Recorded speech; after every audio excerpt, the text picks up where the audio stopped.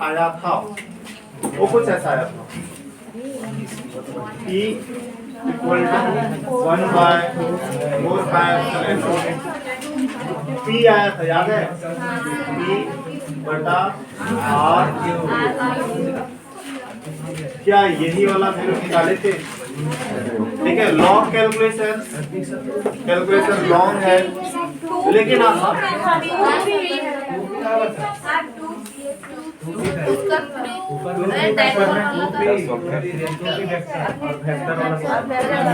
Vector quantity तो magnitude में लिखते हैं, तो E बराबर 1/4 2 P/R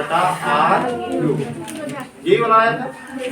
चलो अब हम लोग आज निकालेंगे दोबारा से इलेक्ट्रिक फील्ड इंटेंसिटी और इलेक्ट्रिक डाइपोल के कारण ही, लेकिन इस बार एक्सियल पॉइंट नहीं है, इस बार है इक्वाटोरियल पॉइंट। ठीक, और इक्वाटोरियल पॉइंट मतलब आप लोगों को समझ में आया था वाई एक्सिस, यानी कि इलेक्ट्रिक डाइपोल के परपेंडिकुलर 90 डिग्री में कोई भी लाइन खींचना है और वही लाइन में हम लोग को निकालना है इलेक्ट्रिक फील्ड इंटेंसिटी का।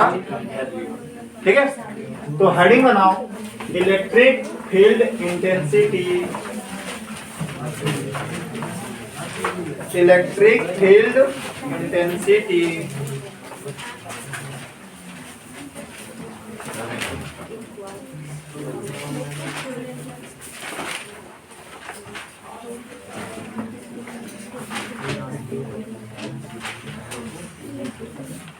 इलेक्ट्रिक फील्ड इंटेंसिटी एट कौन सा पॉइंट पर? Equatorial, eight equatorial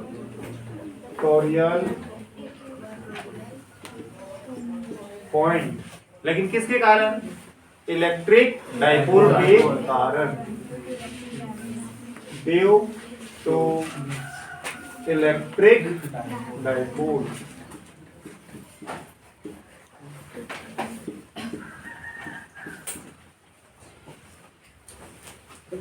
no doubt हम लोग का तो कैलकुलेशन इलेक्ट्रिक फील्ड इंटेंसिटी का ही है, और ये इलेक्ट्रिक फील्ड इंटेंसिटी हम लोगों को कैलकुलेट करना है इक्वाटोरियल पॉइंट पर। अब इक्वाटोरियल पॉइंट आप लोगों को समझ में आ रहा था, जो डाइपोल के परपेंडिकुलर एक्सिस होगा, डाइपोल के परपेंडिकुलर एक्सिस में हम लोग निकालने वाले हैं किसके कारण से? डाइपोल के कारण से। ठीक, तो सबसे पहले हम लोग एक इलेक्ट्रिक डाइपोल बनाएंगे, और अगर याद होगा तो दो इक्वल और opposite charges separated by a small distance ना, तो मान लो ये नेगेटिव क्यू है तो ये वाला पॉजिटिव क्यू है। इस इलेक्ट्रिक डाइपोल का डाइपोल लेंथ आप लोगों को पता है 2L। इस इलेक्ट्रिक डाइपोल का तो कहीं सेंटर होगा, लेट से मान लेते हैं, चलो मान लो कि यही वाला इसका सेंटर पॉइंट है, मान लो ये है 2, तो आप लोग क्या आंख बंद करके ऐसा बोलेंगे कि सर यहाँ से यहाँ तक का डिस्टेंस L होगा और ये डिस्टेंस भी L होगा। नेमिंग कर देते हैं ताकि ज्यादा सुविधा हो जाएगा, तो ये इसको A बोलते हैं, इसको बोलते हैं A, और इसको बोल देते हैं ये है पॉइंट A, ये है point B, point A, point B। A से लेके O तक का डिस्टेंस O से लेके B तक का डिस्टेंस, कोई दिक्कत नहीं। अब हम लोग को इक्वाटोरियल पॉइंट चाहिए, और इक्वाटोरियल का मतलब होता था एक ऐसी लाइन खींचना है जो इस एक्सिस के, ये जो डाइपोल है उसके परपेंडिकुलर होना चाहिए, डाइपोल के परपेंडिकुलर। तो अगर आप लोग डाइपोल का परपेंडिकुलर खींचेंगे तो आप लोग स्केल से सीधा सीधा खींचना है। लेट से चलो मान लो कि जो अभी हम खींचे हैं वो बिल्कुल परपेंडिकुलर है, ठीक है, मान लो, और यही पॉइंट P है, ये पॉइंट हम लोगों का P है जहां पे निकालना है इलेक्ट्रिक फील्ड इंटेंसिटी का वैल्यू। तो यहां से जो इसका डिस्टेंस है, इस डिस्टेंस को मान लेते हैं स्मॉल r। कल भी याद है जिस पॉइंट पे हमें निकालना रहता था इलेक्ट्रिक फील्ड इंटेंसिटी, उसको हम लोग सेंटर से r डिस्टेंस मान लेते हैं। ये सेंटर है, सेंटर से कहीं r डिस्टेंस पर इधर था, तो आज भी ये सेंटर से ही, इलेक्ट्रिक डायपोल के सेंटर से r डिस्टेंस पर है कोई पॉइंट p पे, और हम लोग को इसी पॉइंट p पे निकाल देना है इलेक्ट्रिक फील्ड इंटेंसिटी का वैल्यू, इस बार ये चार्जेस के कारण। ठीक, तो चेक करना है। देखो हम लोग को निकालना है इस पॉइंट P पर इंटेंसिटी कितना हुआ इलेक्ट्रिक फील्ड का, इस चार्ज के कारण और फिर इस चार्ज के कारण। दो चार्ज है ना, माइनस क्यू प्लस। तो एक बार इस माइनस क्यू चार्ज के कारण यहाँ पे निकालेंगे इलेक्ट्रिक फील्ड इंटेंसिटी, फिर एक बार इस प्लस क्यू चार्ज के कारण यहाँ पे निकालेंगे इलेक्ट्रिक फील्ड का इंटेंसिटी, फिर दोनों को जोड़ देंगे। ठीक, तो देखना, अगर हम इस A से P का दूरी हम आपसे पूछ लेते हैं कि आप बताओ कि A से P का दूरी कितना है, तो आप लोग को ऐसे खींचना पड़ता पहले, लेट्स से, ठीक है। तो हम इसको A से P तक मिला दिए, और इसी तरीके से हम B से P तक भी मिला सकते हैं, क्योंकि हमें ये दूरी चाहिए। जैसे आप लोग को याद होगा, सोर्स चार्ज के कारण इलेक्ट्रिक फील्ड इंटेंसिटी का जो फॉर्मूला था वो था E बराबर 1/4πε0 Q/r। तो आपको डिस्टेंस चाहिए ना, सोर्स चार्ज से कितनी दूरी, तो ये सोर्स चार्ज से, सोर्स चार्ज से इतना दूरी, सोर्स चार्ज से इतना दूरी, कुछ दूरी आएगा। तो आप इस B से P को भी मिला दो, मिला देते हैं, कोई दिक्कत नहीं। अब अगर हम आपसे पूछते हैं कि A से P का दूरी कितना है, तो दूरी बता सकते हो, कोई दिक्कत नहीं होगा। देखो ये परपेंडिकुलर है, POA एक राइट एंगल ट्रायंगल है, दिख रहा है। तो ये वाला वैल्यू आपको पता है, ये वाला वैल्यू पता है, ये हुआ बेस, ये हुआ परपेंडिकुलर, ये होगा हाइपोटेन्यूज। तो ये तीनों में रिश्ता जानते हो, आप ऐसा जानते हो, P² बराबर प्लस B² H² के बराबर। दिक्कत?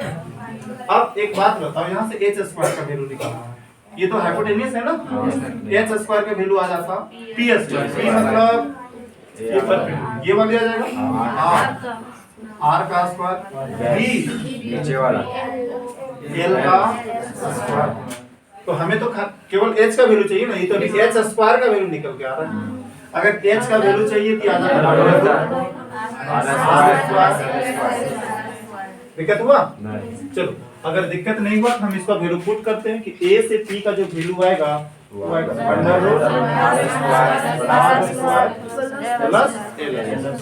ठीक।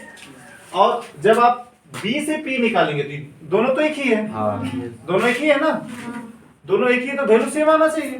देखो जैसा ये ट्रायंगल है वैसा ही ट्रायंगल है, इसका भी डिस्टेंस L था, ये R था, इसका भी L, इसका भी R, वैल्यू सेम आना चाहिए। तो ये वैल्यू आपको मिल जाता √, बोलो R² प्लस दिक्कत हुआ? ठीक, चलो अब हम इसको मिटाते हैं। ये सब आपको दिखाना नहीं, कैसे कैसे करके आया दिखाना नहीं, क्योंकि ये ऑलरेडी आप लोग ना बचपन वाले क्लास में पढ़े भी होते हैं ना, 9-10 में याद करो, आप लोग वही चीज सीखते थे। अच्छा अब देखो, हम लोग को निकालना है इस पॉइंट P पर इलेक्ट्रिक फील्ड का intensity due to minus Q charge. पहले निकाल लेते हैं, फिर प्लस क्यू चार्ज के कारण निकालेंगे। तो electric field intensity, electric field intensity कौन से पॉइंट पर? एट पॉइंट P, किसके कारण? ड्यू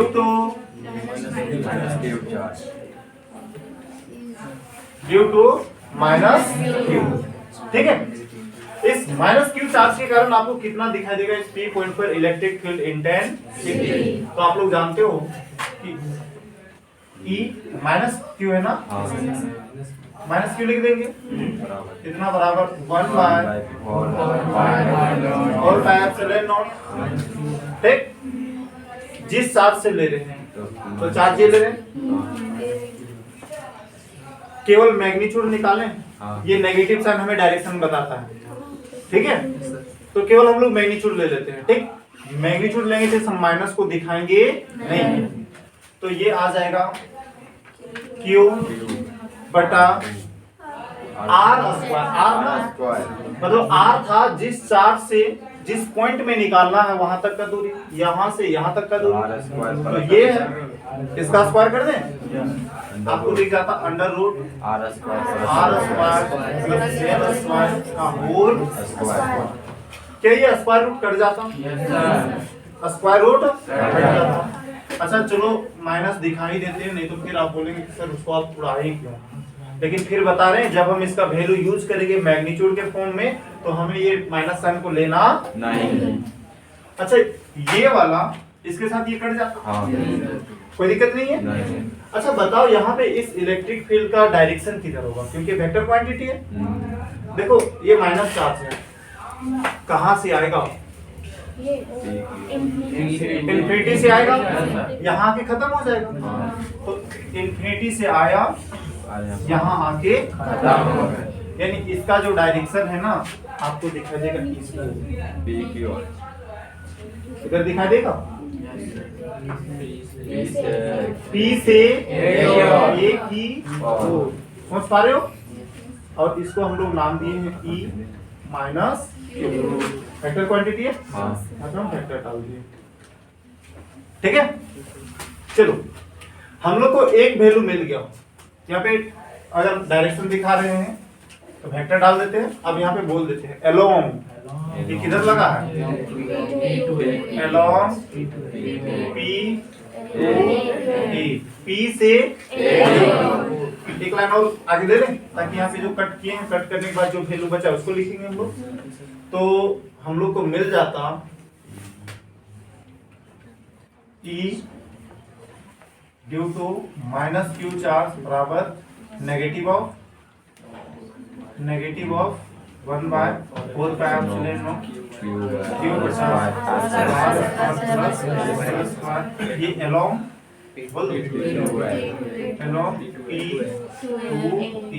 P से A की ओर, कोई दिक्कत? अच्छा अब एक बात बताओ, इस पॉइंट P पर इस चार्ज प्लस Q के कारण इलेक्ट्रिक फील्ड इंटेंसिटी का वैल्यू कितना होगा, निकालते हैं। तो इलेक्ट्रिक फील्ड इंटेंसिटी इस बार कौन से पॉइंट पर? P पॉइंट पर इलेक्ट्रिक फील्ड इंटेंसिटी कौन से पॉइंट पर? एट पॉइंट P, किसके कारण? ड्यू टू माइनस है ना, प्लस क्यू चार्ज, इसके कारण इस प्लस क्यू चार्ज के कारण कितना होगा इस P पॉइंट पर इलेक्ट्रिक फील्ड का, ठीक है। चलो देखो फॉर्मूला तो यही आएगा 1/4 पाई एप्सिलॉन नॉट से, तो E यहाँ पे लिखेंगे हम लोग प्लस क्यू चार्ज के कारण, चलो वेक्टर में ही ले रहे हैं, तो 1/4 पाई एप्सिलॉन नॉट पक्का आएगा, 1/4 पाई एप्सिलॉन नॉट। उसके बाद कौन सा चार्ज है? ये चार्ज है ना, तो इसका वैल्यू ले लो, तो प्लस क्यू को तो प्लस दिखाने की जरूरत नहीं है। फिर यहाँ से लेके यहाँ तक का डिस्टेंस, फिर उसका स्क्वायर, तो आपको दिख जाता under root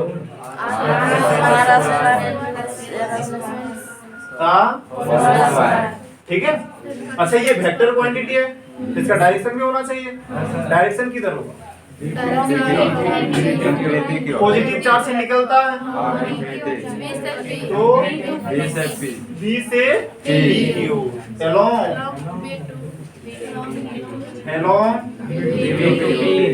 B to P।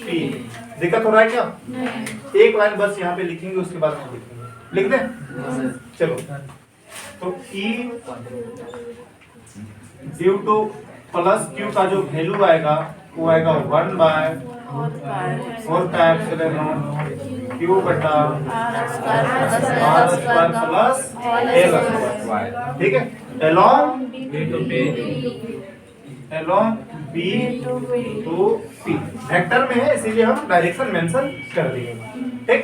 अब थोड़ा देखना आप लोग, यानी बी से पी की ओर, बी से पी की ओर ऐसे ना, तो हम लोग बोलेंगे भाई ये ना इसका इलेक्ट्रिक फील्ड ऐसे गया हुआ है इस डायरेक्शन में, देखो समझ पा रहे हो? Yes sir. क्या ये आपको बता रहा है बी से पी की ओर, ठीक।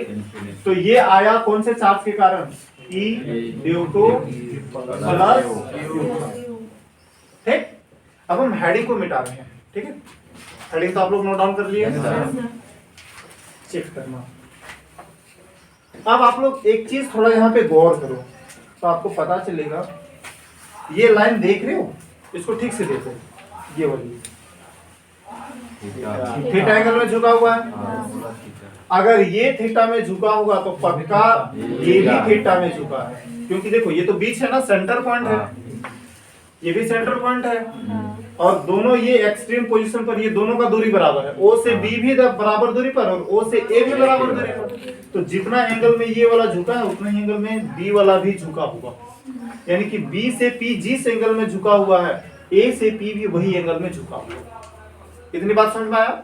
चलो अब अगर हम लोग इस पॉइंट P पर AB के पैरेलल एक लाइन ड्रॉ कर ले, तो पॉइंट P पर AB के पैरेलल एक लाइन ड्रॉ करते हैं, देखना आप लोग। हाँ, तो अगर पैरेलल एक लाइन ड्रॉ करते हैं, क्या आपको ऐसा ही दिखाई देता? पैरेलल लाइन हो गया।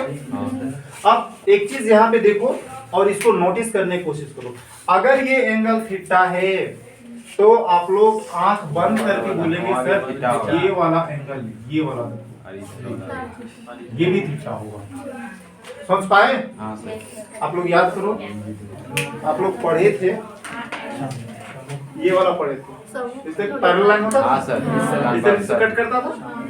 तो अगर ये थीटा है तो ये वाला भी थीटा।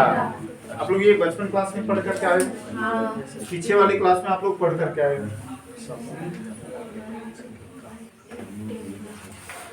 है, इंक कहीं पे दिख रहा है? खुला हुआ इधर देखना। अब अगर हम लोग को जब ये वैल्यू थीटा पता चला तो सोचो, तो ये ना, ये जो इलेक्ट्रिक फील्ड है ये इस एक्सिस के साथ थीटा एंगल में झुका हुआ है। और आप लोग को पढ़ाए थे पिछला क्लास में, क्लास 11th में, कि जब भी कोई वेक्टर कुछ एंगल से झुका हुआ रहता है तो दो भागों में टूटता है, एक कोस थीटा में और एक साइन, और जिधर थीटा रहता था उधर कोस थीटा और जिधर थीटा नहीं रहता ऐसे ही तो पढ़ाए थे। है किसी के पास पेन?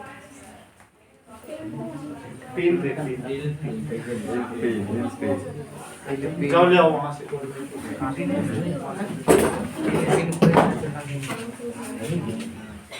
तो आप लोग ये चीज जानते हो कि अगर कोई वेक्टर थीटा एंगल से झुका रहे तो दो भाग में टूटता है, एक cos थीटा के टर्म में और आप लोग को ये भी बताए थे क्लास 11th में कि ये वाला ना बहुत इंपॉर्टेंट है और कभी भी कहीं पे भी टपक के आ जाता है, ठीक। तो कुछ ऐसा होता था, इधर आप लोग देखना और समझने की कोशिश करना कि ये मान लो एक्स एक्सिस है, एक्स एक्सिस के साथ कोई एक वेक्टर था f, याद है? ये वेक्टर f था, और अगर हम लोग इस वेक्टर f को ये थीटा एंगल में रख दे तो ये टूटता था, इधर टूट जाता था x cos थीटा, और जिधर टूटा ना इसी के 90 डिग्री में, इधर टूटा तो इसके 90 डिग्री में, इसका 90 डिग्री इधर होता, ये टूट जाता था f sin। थोड़ा थोड़ा शायद आप याद आ रहा है ना, ऐसा हम लोग पढ़े थे। तो यहाँ पे जो इलेक्ट्रिक फील्ड एक वेक्टर क्वांटिटी है और ये भी थीटा एंगल में झुका हुआ है, तो पक्के से ये भी टूटेगा, दो भागों में टूटेगा, एक कोस थीटा के टर्म में और एक साइन थीटा के टर्म में, और जिधर थीटा रहेगा उधर कोस थीटा और उसके परपेंडिकुलर साइन थीटा के टर्म में ना। तो थोड़ा सा यहाँ पे आप लोग नोटिस करना ठीक से। तो ये वाला जो आप देख रहे हो, ये वाला, ये वेक्टर, हाँ, ये दो भाग में टूटने वाला है। एक जिधर थीटा है, इसका थीटा जिधर दिख रहा था, ये थीटा दिख रहा था, तो थीटा क्यों टूटेगा, और उधर कोस थीटा के टर्म में टूटेगा। तो इधर इस डायरेक्शन में एक वेक्टर टूटा, इस डायरेक्शन में, हाँ, और ये टूटा है electric field minus Q charge के कारण, ठीक है, कॉस थीटा, याद करो ऐसे ही टूटा था ना। तो इस डायरेक्शन में ये वाला टूट गया, E due to minus Q charge, और थीटा जिधर था उधर कॉस थीटा। अब इसके 90 डिग्री में, इसके 90 डिग्री में एक कंपोनेंट और टूटेगा जो रहेगा साइन थीटा के टर्म में। तो इसका 90 डिग्री देखेंगे, ये इसका 90 डिग्री ये नीचे की तरफ आपको आता हुआ दिखेगा, इधर ही आएगा, इधर, तो इधर ये टूट जाएगा E due to minus Q, और ये आ जाएगा साइन थीटा। समझ में आया ये कंपोनेंट कैसे टूटा? आपको ये वाली याद रखना था। वेक्टर F एक्स एक्सिस के साथ थीटा एंगल में झुका हुआ है, तो थीटा जिधर रहता था उधर कोस थीटा, तो देखो थीटा इसका इधर है, तो इधर टूट गया कोस थीटा के टर्म में, और इधर थीटा नहीं था, साइन थीटा। तो देखो ये वाला हम लोग का वेक्टर है, इसके साथ एंगल ये वाली है, इसके साथ थीटा, तो इसके सामने वाला कोस थीटा, और इधर वाला इसके 90 डिग्री वाला हो जाएगा साइन थीटा। कोई बहुत बड़ा मुश्किल चीज नहीं है ना। 11th में आप लोग को कोशिश किए थे बहुत बताने का, वहां पे अच्छा खासा टाइम लिए थे और समझाए थे, ठीक है। अब देखो, अब अगर आप देखेंगे एक और कंपोनेंट का, देखो इसको, हाँ, ये थीटा एंगल दिख रहा है, ठीक से देखना। तो अगर मैं इस तरीके से खींचता हूँ, ये लाइन ऐसे है, पैरेलल लाइन है, एक स्लंट लाइन ऐसे चला जाता है, तिर्यक रेखा जिसको बोलते थे ना, ऐसे चला गया। तो आप लोग इसको ठीक से सोचो, अगर मैं बोलता हूँ ये वाला थीटा है, तो क्या आंख बंद करके बोलेंगे कि ये भी थीटा है? सोचो, बोलो, कुछ याद आ रहा है? तो अगर आप लोग को ये चीज याद आ रहा है तो बताओ, अगर ये वाला थीटा है तो इसके साथ जो एंगल बन रहा है, ये वाली देख पा रहे हो, ये वाली, क्या पक्के से ये भी थीटा होगा? नहीं समझ में आया? ये फिगर देखो, पैरेलल लाइन है, ये पैरेलल, एक कोई तिर्यक रेखा इसको काट दे रहा है, तो इस जगह पे जितना एंगल बनेगा एग्जैक्टली एंगल यहाँ पे भी वही बनना चाहिए, तो ये भी एंगल थीटा, ठीक। तो इस जगह पे आपको जो एंगल दिखाई दिया, ये वाला जो एंगल दिखाई दिया, इसको हम लोग को रेड पेन में जो लिख रहे हैं ना, ये है हम लोग के पास एंगल थीटा। तो अब देखो ये वाला कंपोनेंट, ये भी तो थीटा कंपोनेंट, थीटा एंगल में झुका हुआ है। अगर झुका हुआ है थीटा एंगल में, तो इसको भी दो भाग में टूटना, एक कोस थीटा और एक साइन थीटा, और जिधर थीटा उधर कोस थीटा, और जिधर थीटा नहीं है साइन थीटा। तो इसको मैं यहाँ पे पहले ड्रॉ करता हूँ, फिर जाकर के वहां पे ड्रॉ करेंगे, क्योंकि स्पेस थोड़ा कम दिख जाता है वहां पे। देखो इस तरीके से है, ये एक्सिस है, ये वाला कंपोनेंट है हम लोग का E प्लस क्यू, ठीक, ये थीटा एंगल है। तो थीटा नीचे तरफ दिखा दिया ना, यानी इस डायरेक्शन में ये एक भाग टूटेगा, और इसको हम लोग नाम दे देंगे E plus Q cos theta, और इसके 90 डिग्री में, तो इसका 90 डिग्री तो ऊपर की ओर चला जाएगा, समझ रहे हो, और इसका इधर वैल्यू आ जाएगा E प्लस क्यू साइन, ठीक। तो हमको यही लाइन खींचना है, तो अगर यही लाइन खींचना है, देखना यहाँ पे कैसे खींचेगा, ये ऐसे एक तो सीधा निकल जाएगा, और एक इसका आएगा इस डायरेक्शन में, इस डायरेक्शन में आएगा, समझ पा रहे हो? ये आया E प्लस क्यू चार्ज के कारण और कॉस थीटा, और ये जो ऊपर की ओर जाएगा ये भी आएगा E प्लस क्यू चार्ज के कारण, लेकिन कोस थीटा नहीं आएगा, दिक्कत नहीं ना। चलो, अगर इतना सा बात समझ में आया, अब इसके बाद देखो, ये ऊपर की ओर जा रहा है E plus Q sine theta, ये नीचे की ओर आ रहा है E minus Q sine theta. आप ना दोनों के वैल्यू को चेक करने की कोशिश करो, डायरेक्शन नहीं लेना है, खाली वैल्यू लेना है, वैल्यू देखना। E due to minus Q, E due to plus Q, sign नहीं देखना है, खाली वैल्यू मैग्नीट्यूड। तो 1/4 pi epsilon naught, 1/4 pi epsilon Q बटा R square plus L square, Q बटा R square plus L square. ये और ये दोनों सेम ही दिखा दिया? दोनों सेम दिखा दिया? गुड। अब यहाँ पे देखो, अगर सेम दिखाई दिया तो हम आपसे पूछते हैं कि मान के चलिए कि इस जगह पे कोई एक बॉडी है, इसके ऊपर की ओर फोर्स लग रहा है 10 न्यूटन का और इसके नीचे की ओर भी फोर्स लग रहा है 10 न्यूटन। बताओ इसके ऊपर क्या फर्क पड़ेगा? कोई फर्क पड़ेगा? कोई फर्क नहीं पड़ेगा, क्योंकि ये 10 न्यूटन नीचे 10 न्यूटन ऊपर, दोनों आपस में कैंसिल हो जाएगा। तो ये दोनों तो कैंसिल हो गया। फोर्स एक वेक्टर क्वांटिटी है, डायरेक्शन से उसको फर्क पड़ता है। तो एक वाला को प्लस 10 लेंगे, एक वाला को माइनस लेना पड़ेगा, क्योंकि डायरेक्शन उल्टा है। देखो आप लोग एक्सिस में भी जानते हो, वाई एक्सिस में ये वाला पॉजिटिव और ये वाला नेगेटिव, तो ऊपर की ओर प्लस 10, नीचे की ओर जोड़ देंगे तो जी।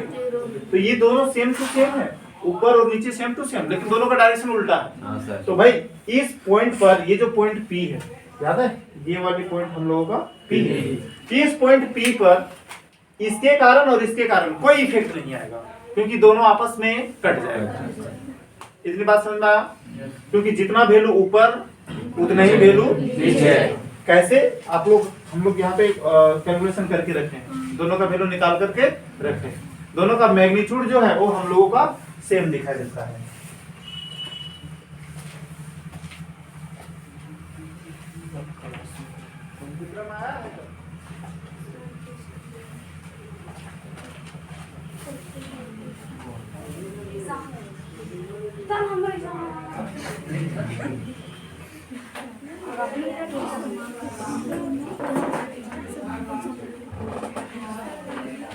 चलो इधर देखना, हाँ इधर।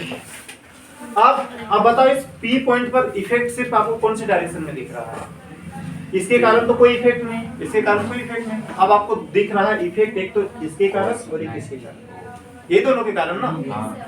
तो E माइनस क्यू के कारण भी इधर ही इफेक्ट दिखाई देगा लेफ्ट साइड में, और E due to plus Q भी आपको किधर इफेक्ट दिखाई देगा? लेफ्ट साइड ही दिखाई देगा। तो नेट अगर हम लोग इलेक्ट्रिक फील्ड इंटेंसिटी निकालना चाहेंगे तो देखो E plus Q cos theta और फिर E minus Q cos theta, ये दोनों को जोड़ना पड़ेगा। अगेन अब हम केवल वैल्यू का बात करेंगे। देखो अब हमको डायरेक्शन पता चल गया। कोई आपसे पूछेगा बताओ इस P पॉइंट पर इलेक्ट्रिक फील्ड इंटेंसिटी का डायरेक्शन किधर होगा, तो आप बोलेंगे लेफ्ट साइड। देख रहे हैं ऊपर नीचे तो कट चुका है। अब E यहाँ पे electric field minus Q cos theta के कारण left side, plus Q cos theta के कारण भी लेफ्ट साइड, तो डायरेक्शन पता चल गया। अब देखो, अब कैलकुलेट करते हैं कि टोटल कितना होगा electric field intensity point P पर। तो टोटल इलेक्ट्रिक फील्ड इंटेंसिटी कौन से पॉइंट पर? एट पॉइंट P, किसके कारण? Due to electric dipole, electric dipole के कारण बना रहे हैं ना, ड्यू टू इलेक्ट्रिक डाइपोल। तो टोटल इलेक्ट्रिक फील्ड को ना हम लोग मान लेते हैं। देखो ये कौन से ये निकाल रहे हैं, इक्वाटोरियल लाइन में ना, तो इसको हम लोग मान लेते हैं E और EQ। चलो EQ ही लिख देते हैं। EQ मतलब इक्वाटोरियल, पूरा ऐसे लिखा था तो पूरा कितना छापते रहेंगे, इतना बराबर। देखो आपको ये वाली भी वैल्यू जोड़ना पड़ेगा, ये वाली भी वैल्यू जोड़ना पड़ेगा। चलो केवल मैग्नीट्यूड लेते हैं। डायरेक्शन तो आपको पता चल गया है, फिगर से डायरेक्शन साफ साफ पता चल गया है, लेफ्ट साइड में होगा। चलो अब देखो, अगर यहाँ पे वैल्यू जोड़ेंगे तो हम लोग को ये वाला वैल्यू और ये वाला वैल्यू दोनों को ऐड करना पड़ेगा। तो एक बार ये ऐड होगा E ड्यू टू कौन वाला लेते, ऊपर वाले लेते minus Q cos theta plus E due to plus Q cos theta, दोनों का वैल्यू बराबर है। दोनों यहाँ पे लिख देते हैं, सेंस E माइनस क्यू बराबर ई प्लस, ये दोनों आपस में बराबर है। मैग्नीट्यूड देख लो, ये मैग्नीट्यूड के बारे ऊपर वेक्टर तो नहीं डाले हैं, वेक्टर नहीं डाले, मतलब ये वैल्यू बता रहा है। तो वैल्यू देखेंगे तो दोनों का सेम है। अगर सेम है तो इस माइनस क्यू के जगह पे इसको उठा करके रखते हैं, तो आपको ऐसा दिखाई देगा कि ई इक्वाटोरियल पॉइंट पर जो वैल्यू आ रहा है, इस माइनस की जगह पे प्लस कर दो, E plus Q cos theta और फिर ई प्लस क्यू। तो एक और एक दो को दिखाई दिया ना, तो आप इसको बोल सकते हो आया 2 into E plus Q cos। अब देखो 2 इंटू ई प्लस क्यू, इसका वैल्यू पता है, चेक करो। हाँ सर, नीचे ये वाला वैल्यू है ना, उठा के इसको पुट कर दो, 1/4 pi epsilon naught q by R square plus. दिक्कत? अब चलो cos थीटा का वैल्यू कैसे निकलेगा, ठीक है। ट्रायंगल को पकड़ते हैं और समझने की कोशिश करते हैं। तो कहाँ पे बना, देखो इस जगह पे हम बनाते हैं। हाँ, कोई भी ट्रायंगल दिख रहा है यहाँ पे, आप किसी से भी लेकर के आप किसी से भी cos थीटा का वैल्यू निकाल सकते हो। ये वाली एंगल थीटा है, यहाँ से यहाँ का वैल्यू आप जानते हो L है, यहाँ से यहाँ का वैल्यू आप जानते हो R है, और ये वाला H है याद है। हाँ सर, इसका वैल्यू आया है R स्क्वायर प्लस, ये थीटा है ना, तो थीटा के सीधा परपेंडिकुलर सामने वाला बेस और ये हाइपोटेन्यूस, तो cos थीटा बराबर होता है b बटा h। हाँ सर, आप लोग यही तो जानते हो, cos थीटा बराबर b बटा h, ठीक। तो बेस में कौन वाला आया, यही L आया, इस L को डाल देते हैं, H देखो H under root R plus. तो cos थीटा का वैल्यू आप लोग को मिलने वाला है L बटा under root R plus. Put करें, यस सर, देखो यहाँ पे, तो ये वैल्यू आपका आ जाएगा L बटा under root R square plus L।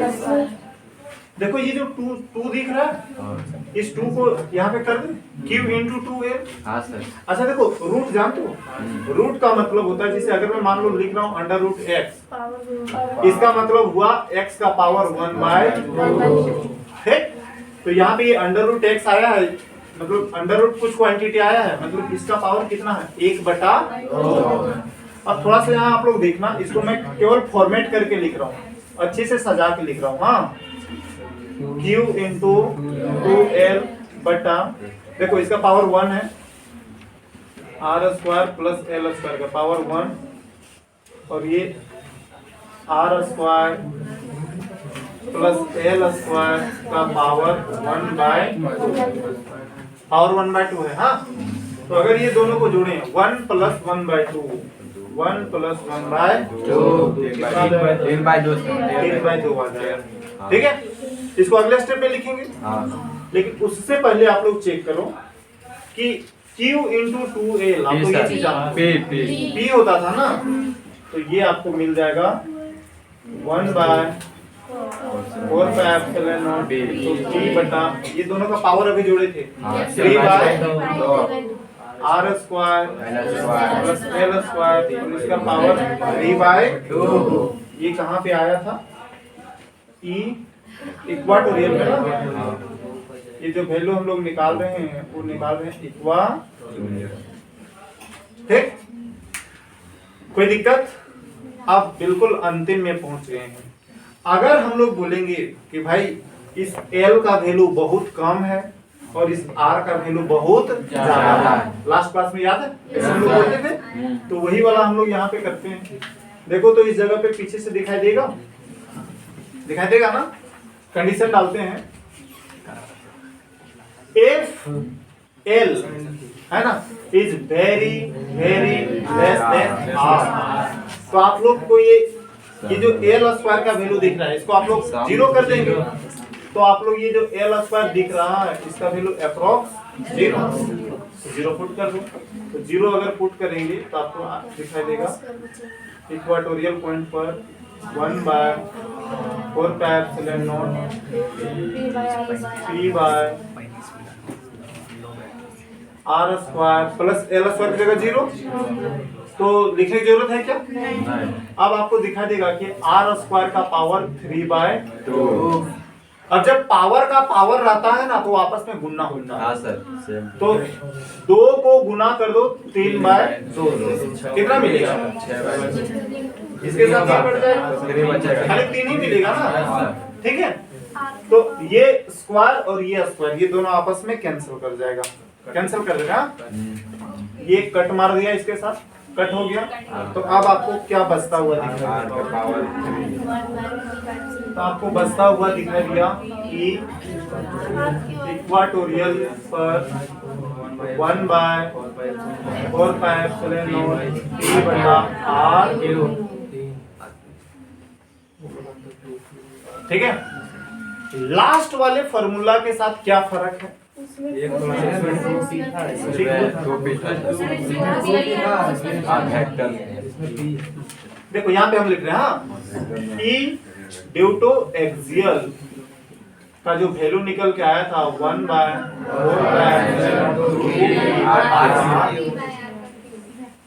था, ऊपर में 2 था।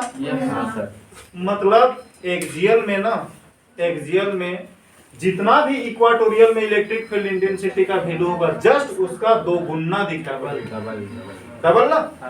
तो एक्सियल लाइन पर इलेक्ट्रिक फील्ड इंटेंसिटी का वैल्यू इक्वाटोरियल का जस्ट 2 गुना।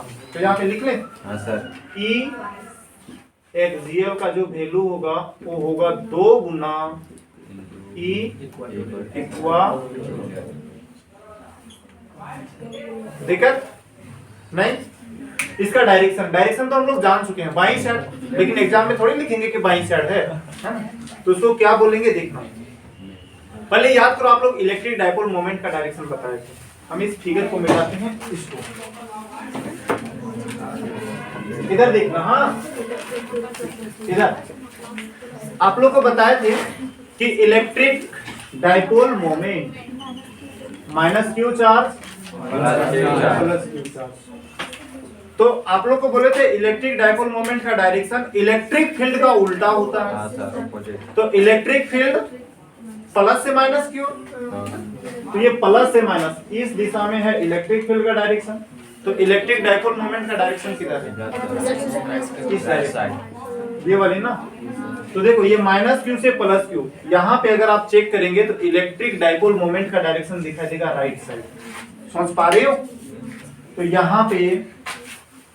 यहाँ पे इस डायरेक्शन में आपको दिखाई देगा, इस डायरेक्शन में दिखाई देगा इलेक्ट्रिक डायपोल मोमेंट का डायरेक्शन। और इलेक्ट्रिक फील्ड जो हम लोग कैलकुलेशन किया उसका डायरेक्शन उल्टा। देखो इलेक्ट्रिक डायपोल मोमेंट का डायरेक्शन माइनस क्यू से प्लस क्यू, तो इस इलेक्ट्रिक फील्ड का डायरेक्शन प्लस से माइनस क्यू। तो हम लोग ये बोल रहे हैं कि इलेक्ट्रिक डायपोल मोमेंट के उल्टे दिशा में इलेक्ट्रिक फील्ड इंटेंसिटी का डायरेक्शन आएगा। तो ये जो वैल्यू निकल के आया है ये, ठीक है। अगर आप वेक्टर में लिखेंगे तो ये यहाँ पे वेक्टर लग जाएगा, यहाँ पे वेक्टर लग जाएगा। किधर लगेगा? अपोजिट, ये P जिधर लग रहा है उसके उल्टे दिशा में। तो आप यहाँ पे बोलेंगे opposite to electric dipole moment, opposite to electric dipole moment. Vector P का नाम ये था ना, इलेक्ट्रिक डायपोल मोमेंट। तो ढेर सारी चीजें यहाँ पे आ गया। और ये इटसेल्फ अगेन ये भी बड़ा क्वेश्चन है, 3 नंबर वाला क्वेश्चन है, ठीक है।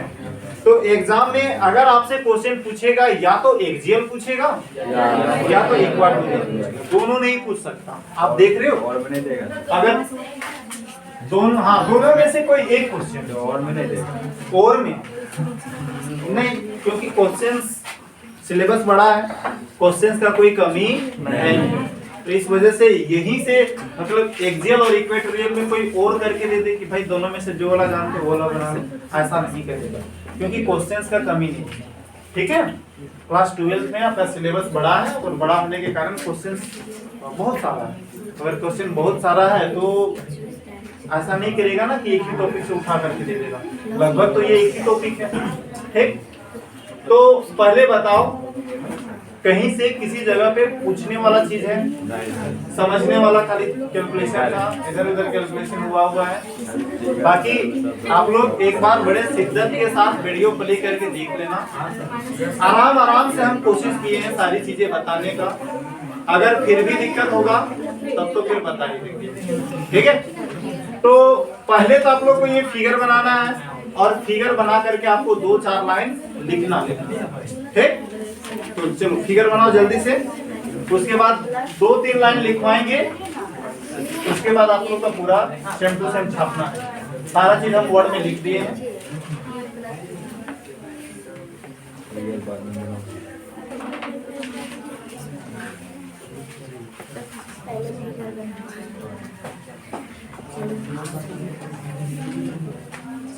कैसे कैसे बनाए थे याद है? जगह रखना, अच्छा खासा जगह रखना, नीचे से बनाना, तो कोई कोई ऊपर से बनाना शुरू कर देगा, कोई कोई सो भी रहा था ना, तो नीचे से बढ़िया से बनाना है, नीचे से बढ़िया से बनाना है, स्पेस रखना ताकि बढ़िया से कैलकुलेशन कर सके, फिगर ठीक से दिखा सके।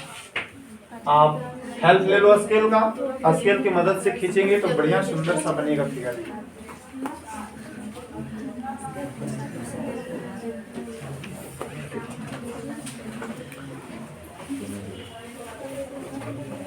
तो ऐसा करो, सुनो वीडियो बहुत लंबा बन जाएगा आप लोग का, ये इतना सा तो अभी आप लोग छापेंगे नहीं ना, इतना सा जगह छोड़ लो, उसके बाद 2-3 लाइन लिख लो, उसके बाद वीडियो को बंद कर देंगे तो आप लोग छापते लिखो। अरे ये फिगर इतना जगह छोड़ लो, उसके नीचे 2-4 लाइन आएगा कि हम लोग मानेंगे ना कि मान लेते हैं कि हम लोग पास एक इलेक्ट्रिक डाइपोल है, -q +q चार्ज से बना हुआ है, ठीक। तो 1 मिनट लगेगा, इतना सा आप लोग जगह छोड़ लो और नीचे लिख लो, लिखो late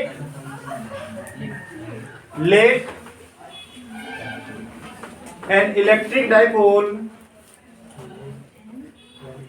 late an electric dipole consist of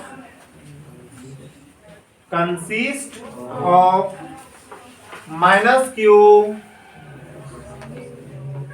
and +q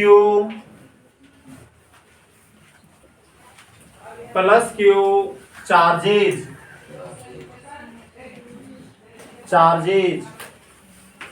separated by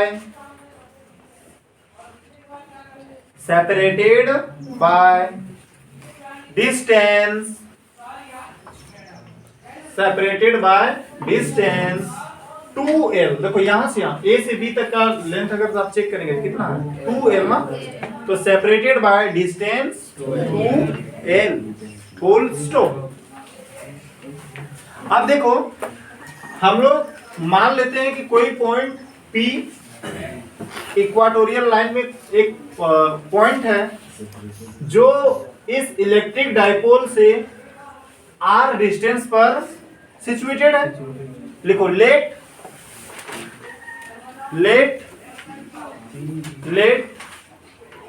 point P, let point P is situated situated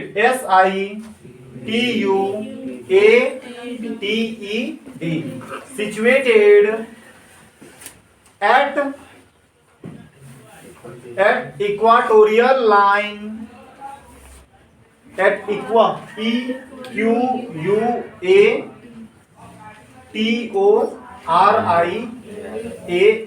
equatorial line at a distance कितने डिस्टेंस पर है? एट ए डिस्टेंस, ये वाला आपका छोटा, एट ए डिस्टेंस r ये डिस्टेंस r कहां से है? From centre of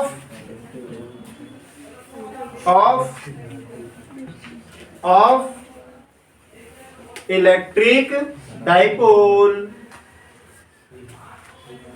from centre of electric dipole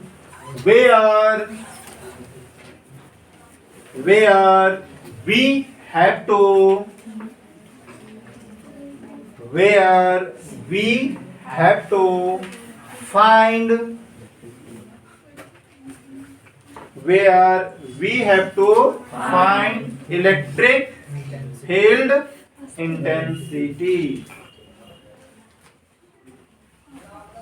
where we have to find electric field intensity. Full stop. सारी कहानी खत्म। अब आप लोग का काम ये फिगर को बढ़िया से छापना, उसके बाद यहाँ पे line by line word by word सारी चीजें लिख दिए हैं। Electric field intensity at point P due to minus Q charge, value आ गया। फिर electric field intensity at point P due to plus Q charge, value आ गया। Total electric field intensity magnitude में ले रहे हैं, जोड़ दिए। ये E due to minus Q और E due to plus Q दोनों का वैल्यू सेम है, मैग्नीट्यूड में दोनों का सेम है, तो ये दोनों को इक्वल कर दिए। ये दोनों में से E माइनस क्यू के जगह पे E प्लस क्यू पुट कर सकते हो, या तो E प्लस क्यू के जगह पे E माइनस क्यू पुट कर सकते हो, दोनों बराबर था, बराबर कर दिए। जोड़े तो दोनों सेम टू सेम दिखाई दिया, तो 2 आ गया, 2 EQ cos थीटा। फिर EQ का वैल्यू हम लोग इधर कैलकुलेशन किए हुए हैं, यहाँ से उठा करके वहां पे उसको चिपका दिए, और फिर ये cos थीटा का वैल्यू निकाले थे, इधर फिगर बना करके आपको सिखा दिए थे, है ना। और ये सारी चलते गया। ये लास्ट कंडीशन लास्ट क्लास में भी हम लोग देखे थे कि L का वैल्यू बहुत कम हो जाए R के तुलना में, तो हम लोग L के वैल्यू को नेगलेक्ट कर देंगे, तो नेगलेक्ट कर दिए। यहाँ से इस इक्वेशन से L हट गया था, तो खाली R स्क्वायर बचा, R स्क्वायर के पावर 3/2, इसका स्क्वायर और ये स्क्वायर, ये दोनों आपस में कट गया, बच गया क्यूब, तो ये वैल्यू आ गया। अगर वेक्टर फॉर्म में लिखेंगे तो दोनों में वेक्टर। डायरेक्शन किधर होगा? इलेक्ट्रिक डाइपोल मोमेंट के उल्टे दिशा में। इलेक्ट्रिक डाइपोल मोमेंट इधर लग रहा है A से B की ओर, तो इसका डायरेक्शन आ जाएगा B से A। अब हम एक्सियल और इक्वेटोरियल में कंपेयर कर लिए, एक्सियल और इक्वाटोरियल में। तो इक्वाटोरियल में हम लोग देखे थे ये वाला वैल्यू, एक्सियल में ये वाला वैल्यू। देखो यहाँ पे 2P आता है और यहाँ पे सिर्फ P आता है, मतलब एक्सियल में इलेक्ट्रिक फील्ड इंटेंसिटी का वैल्यू ज्यादा होता है, किसके तुलना में? इक्वाटोरियल के तुलना में, और वो भी कितना ज्यादा? 2 गुना। ठीक। इक्वाटोरियल में अगर मान लो यहाँ पे 10 आ रहा है, तो यही वाला कैलकुलेशन इतने ही डिस्टेंस पे अगर हम करते हैं तो 10 नहीं आता, डबल आता है, 10 गुना 20। ठीक, दिक्कत नहीं। तो बंद किया जाए, धीरे-धीरे बंद करना है, डिलीट करना नहीं।